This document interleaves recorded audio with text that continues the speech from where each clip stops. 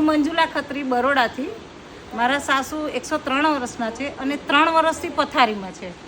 પહેલાં હું એમની સેવા તો કરતી જ હતી, પણ મને એમ થતું હતું મારે જ કરવાનું, કોઈ નથી કરતું, મારે જ શા માટે એકલીને કરવાનું.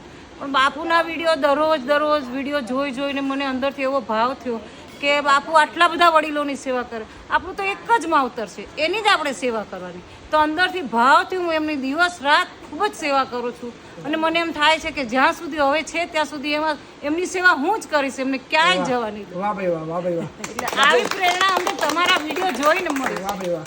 અને તમારા વિડીયો જોઈ અને યુવાન વર્ગોને પણ એવું કહેવાનું મન થાય છે કે આ તો રાખનાર ને પાલનનાર તમારા જેવા છે, પણ યુવાન જે લોકોને મા બાપ નથી જોઈતા એ લોકોને નમ્ર વિનંતી કે તમે એકને પણ નથી સાચવી શકતા.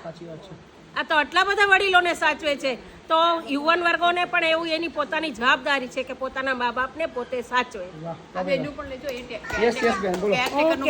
હું કેરટેકરનું કરું છું. મારી ફ્રેન્ડ સર્કલ બધા છે, પણ મને કહે છે કે જોબ ના કરશું, પણ હું વૃદ્ધાઓનું દિલ દુભાવવા માંગતી નથી. એટલે હું ગમે ત્યારે એ લોકોનો ફોન આવે તો અડધી રાતે જાઉં. હા, એ કામ કરું હું અડધી રાતે જાઉં અને ભાવથી કરું છું. અને હું ભાવથી કરું છું. વડીલોનું કરીએ છીએ તો આપણા બાળકો જોઈને આપણને બી કહે છે કે મમ્મી અમે તમને કોઈ દિવસ હું દિલથી બધાની સેવા કરું છું.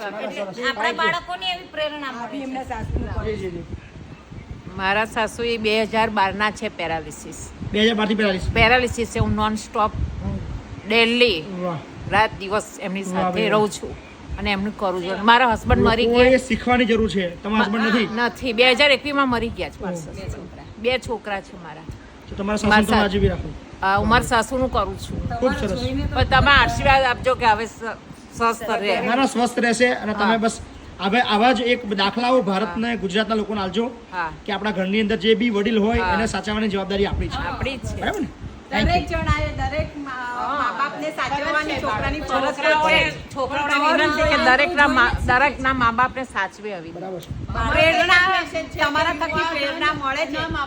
તમને જોઈને જ યુવાધનને પ્રેરણા મળે. તમને જોઈને જ યુવાધનને પ્રેરણા મળી છે. એટલે બધા જ મા બાપને સાચવે. બિલકુલ. ખૂબ સરસ. Thank you. આભાર.